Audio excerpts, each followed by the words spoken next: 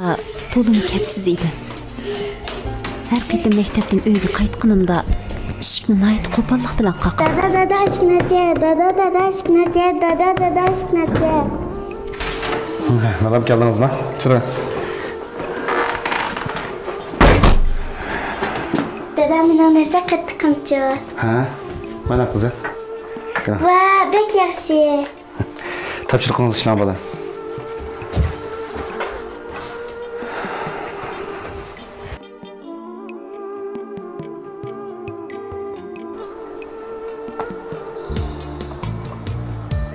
Bir qitim dadam.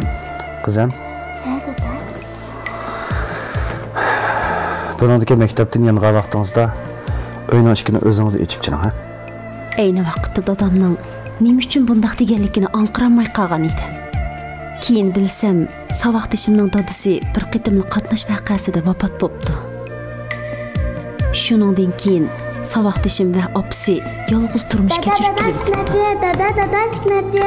O'ylab baqsam, asli har qitim eshikni qiqib, dada deb to'lg'inimda saboqdishimning yuragidagi jarohatni qayta zarda qilib ekanman.